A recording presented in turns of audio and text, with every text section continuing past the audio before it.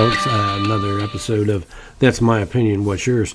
We've had a lot of exciting things going around the little town of Troy here the last 2 or 3 weeks. Our mayor was fined by the Ethics Commission for violating ethics ruling on voting himself a raise of $20,000. He was found guilty of improper actions by a public official and failing to file the proper campaign finance information, as was Gary Lyford. Alderman Gary Lyford from Ward 1 was found guilty of violating campaign finance laws. So that's kind of exciting. I think the mayor and the Board of Aldermen were cited by the state auditors for violation of sunshine laws. I think, again, they violated sunshine laws again last week. I'm still investigating that to find out what the legalities was. They went into closed session for legal and real estate, but what I was told in all actuality, they discussed running a water line across private property that was outside the city limits in exchange for allowing the city to run the water line. They made a deal with the property owner to give him water taps. Now, that's what I was told. Like I say, I'm still investigating on that a little bit to see what else I can find out. But anyway, that's just some of the shenanigans that's been coming out of City Hall. I've been kind of wanting to do a year in review, but there have been so many things going on this past year in the city of Troy. It's hard to keep up with things. You know, as you all know, we lost quite a few police officers last year due to pay situation, the lack of pay for the city of Troy. I think police officers in Troy make around $60,000 a year, and they can go to Wentzville, St. Peter's, St. Charles, and make in excess of $75,000 a year. So, you know, a big discrepancy. You figure $15,000, and you know they can drive 15 minutes. You know, you figure drive time 30 minutes if they stay living in Troy. A $15,000 a year raise, I might leave too. But anyway, we've had that situation with the police department. We've got the same situation going on with the city employees. I think we've lost some street workers and sewer workers, and other departments have lost people also due to the same situation, which really makes no sense to me because at the end of the fiscal year, in June, the city of Troy carried over $20 million from the previous year. And I don't understand that. Color me stupid, but if we get $20 million in the bank, I don't think we should need to be losing police officers and city employees, especially with the experience that walked out the door. I know Ward 1 Alderman Gary Lyford came into office screaming, "We've got deficit spending, we've got deficit spending." Well, if that's the truth, how do we carry over $20 million? Doesn't make sense to me. I got to investigate in some of that and found out that the city of Troy is on a flat budget. Well, further investigation, I contacted some of my friends at Harvard School of Finance, and they told me a flat budget is a tool that is used by businesses to project no increase in business, no increase in profits, no increase in employees, that kind of thing. That it's not normally used by cities to run their budget. From what I was told, that the city should really be on a zero balance budget and get all of the departments included, you know, involved in running the budget. And if they did a zero balance budget, they would start out the first of the year with an honest budget instead of doing flat budgeting, which is based on the previous year and the previous year and the previous year. It's going to show no growth. Well, for those of you who don't know, since the year 2000, the city of Troy has had a 92% growth rate. That's huge. I mean, how do you flat budget and expect for your city to grow and to keep good help and keep good employees, keep your streets clean and safe, keep your infrastructure running? If you keep flat budgeting, you're going to budget yourself right into a ditch. So my message to the Board of Aldermen and to the mayor is get off the flat budget. Start zero balance budgeting immediately. This is insane. There's no reason why this city should carry over from one year to the next $20 million. That's a result of the flat budgeting because we've had such an influx of new citizens in Troy that the coffers keep growing, but the services are staying the same, is marking time. The police department, the street department, the sewer department don't get an increase. So how are they supposed to allow for that increase in citizenship if we don't budget for it? We need to get off the flat budget and get into a realistic budget. We don't have deficit spending. What we have is improper budgeting. And they know that. I mean, let's face it, Gary Leifert was a banker. He should know better. Deficit spending means I ain't got any money in the bank and I just wrote a bad check. Well, the day that the city of Troy writes a bad check, that's the day we all need to pack our bags and head for the highway because there is a serious problem. But that being said, the Board of Aldermen can stop it. The University of Missouri Extension publishes a guide to running a fourth-class city, and that guide anybody can get it. It's you go to the University of Missouri Extension's website, and you can download this guide, and it has state statutes. It has the rules for running a fourth-class city, and it clearly states in that guide that the only authority that the mayor has is to preside over board meetings, to keep the flow of the meeting going, don't let it stall, and to break tie votes in anything that doesn't concern him financially. Well, he violated that state statute, which, by the way, if you want to look it up, is 79.120. And then with the city ordinances, it's 115. It's Chapter 115 in the city ordinances. But anyway, the mayor has no authority. And I know I attended a couple of budget meetings. In the last budget meeting, they were supposed to have city administrator included in that budget, and it wasn't there. And I posed the question. I had some comments. The video is available on YouTube. But I made some comments, and the mayor told me that we weren't going to discuss anything that wasn't on the agenda. And I expressed my opinion that it should have been. And he got angry and pounded the table and told me he wasn't talking about it. Well, that's fine. And when we went to the next budget meeting, the mayor wrote into the agenda that there would be no citizen comments. First off, that's a violation of sunshine laws. I didn't make an issue of it because mainly I didn't have anything to say that night, but because some of the aldermen realized that the city needed the city administrator. The mayor had voted himself a $20,000 raise, and by his own statement on Elliot Davis TV show, or Elliot Davis segment of the Channel 2 News, he voted for himself a raise because he was acting as the city administrator. Well, sorry, dude, but you can't do that. That's a conflict of interest. You've been told that more than once. I don't know what you don't understand about that.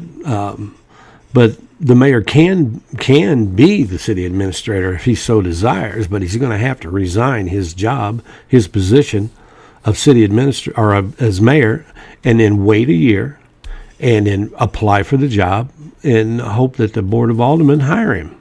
That's the procedure. That's in the rule book. That's in the state statutes. It's in the guide that was published by the University of Missouri Extension.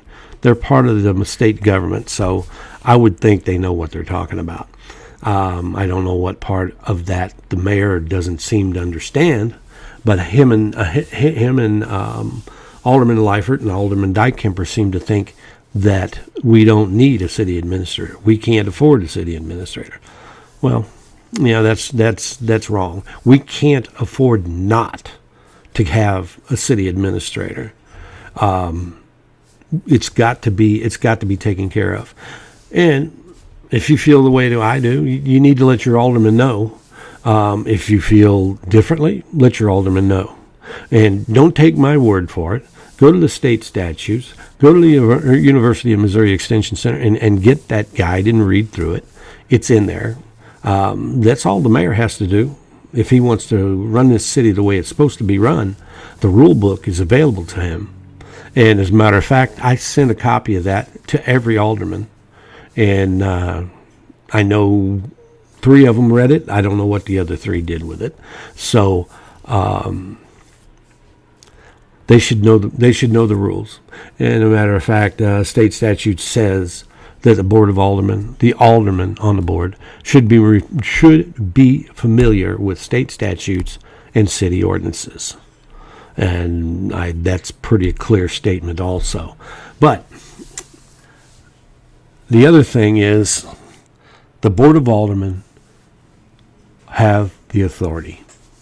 They have the authority to do what's needed to be done to run this city efficiently. And it looks like, to me, from where I sit, that they've been taken out of the picture. As a matter of fact, in I believe it was August 23 meeting, Alderman Dietert had questioned Mayor Sconce about an incident that happened down on Excalibur, where a city employee was pulling a lowboy trailer behind a city pickup or city truck, and went around the corner, and the paving machine slid off the trailer. Well, the paving machine wasn't secured, and the guy driving the truck, he was a young guy, and mistakes happen, things happen, and that's not the problem. When I called one of the aldermen to ask, what's going on, what happened, why did that happen, they told me they didn't know anything about it. And I said, well, you need to go to Facebook, TikTok, or social media sites and see it, because it's all over there. There's video all over there about that accident. Well, at the next board meeting, Alderman Dietert questioned Mayor Sconce about that situation. And Mayor Sconce informed Alderman Dietert that the day-to-day operations of the city of Troy was none of his concern, was none of the Board of Aldermen's concern. Well, nothing can be farther from the truth. The aldermen are the final say of anything that goes on in this city. It has to be by a vote of the majority of the aldermen. Like it or not, the rule book says it, the state statute said it, the city ordinance says it. And just because the mayor says that it's not their concern does not make it so. He needs to reread the rules. His only function is to keep the board meeting flowing, to break ties where he's not financially involved or financially made better, and to just sit there and watch. That's his only function. His function is largely ceremonial. Now, he signs contracts for the Board of Aldermen with their permission. And the thing of it is, if you look at the consent agenda, a lot of the authority that the mayor is getting seems odd to me. That if you look at the agenda for a board meeting, you'll have the consent agenda on the first page, page and a half. And then, not all the time, but there's been 2 or 3 times where you go to the last page. Usually there's about 3-4 pages. All the way down to the bottom of the page, there'll be something added in there with an asterisk that makes it part of the consent agenda. Well, first off, shame on the alderman for not catching it. But secondly, shame on whoever put that consent item on the last page toward the bottom line. I don't think it's a coincidence. I think that the things get put on that consent agenda and the aldermen miss it for whatever reason, and the mayor gets voted to sign contracts, appoint people to different boards, things like that, and the aldermen don't even realize they've done it. Yeah, it looks to me like that, and I don't know who writes the agenda. I don't know who puts it there, but at the very least, if that person is writing that agenda and it's not being proofread by the mayor before it's published, or by the clerk before it's published, then shame on them for not catching it and moving it and putting that particular item back with the rest of the consent agenda items. Just seems kind of odd that, for instance, when Parks Director Ryan Howell was appointed to the Convention and Visitors Bureau, that position should have been appointed by the Board of Aldermen. Well, he was appointed by the mayor, and when that happened, if you go and look at the agenda, I believe that was in September of last year, if I remember correctly. If you go look at the agenda, there's a whole list of consent agenda items on the front page. Well, that particular agenda happened to be 4 pages long.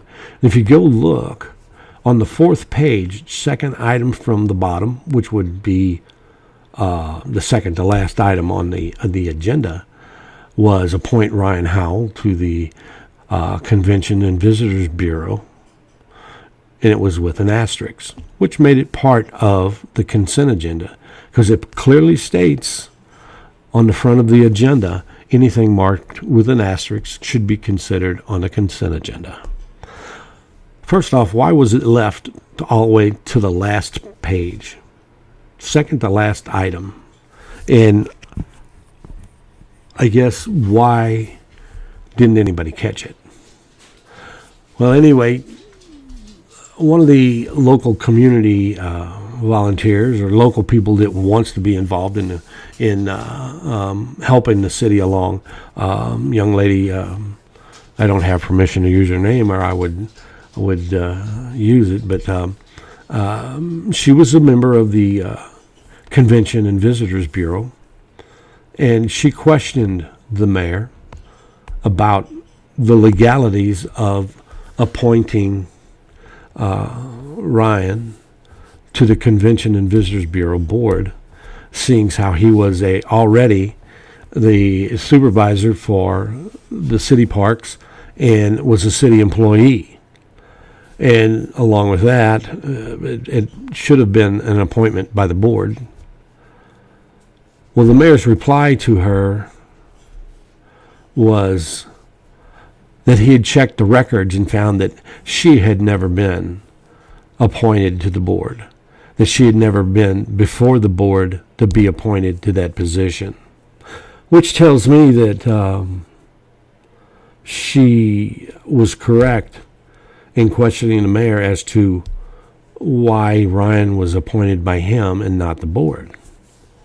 Well, along about that time, there was a bill introduced, and I don't know who introduced it, whether it was the mayor or an alderman or what, but there was a bill introduced to allow the mayor to appoint certain people to positions in the city. Now, I don't know, it seems kind of odd to me too why that particular bill would be introduced after he'd been questioned about appointing people to certain positions, which brings me to another point. The city clerk is supposed to be appointed by the Board of Aldermen. And I've questioned the Board of Aldermen several times because I've been going to these board meetings for, I don't know, 2, maybe 3 years now. And my first board meeting was Jody Snyder's last board meeting. So I was there for that. And the board meeting after that, Tanya Hawkins started using the title of city clerk. Well, I was checking records, and she had never been presented to the board. The board had never reviewed her or appointed her or interviewed her, but yet she became the city clerk. My question is, who appointed her? And was it a closed session deal? Well, no, it wasn't, because I made a request for closed session minutes for the past year, from the time Jody left her office until, I can't remember, 6 months down the road, something like that.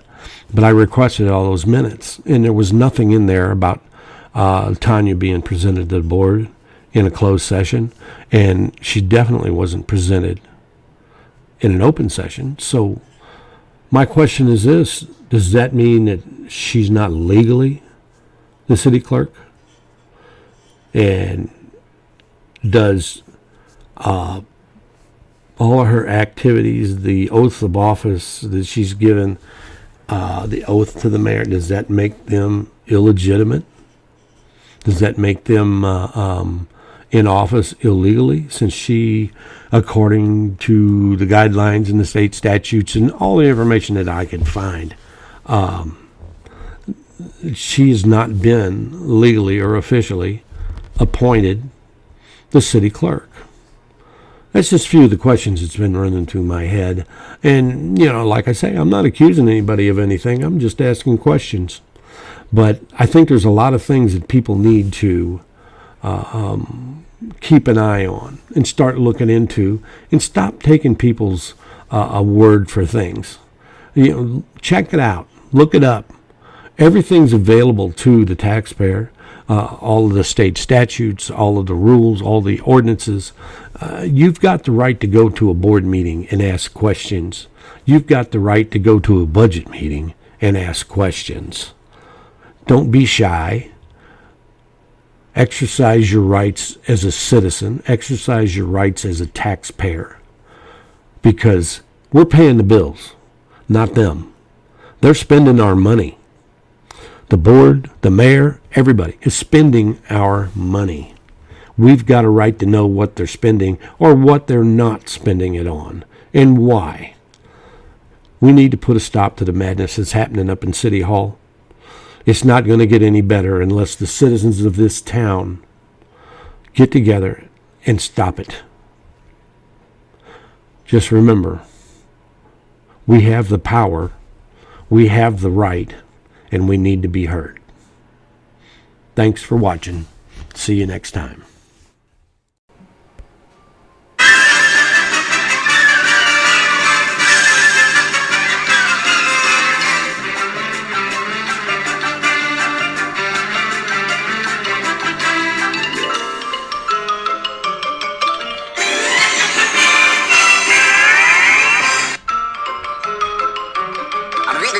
That's all, folks.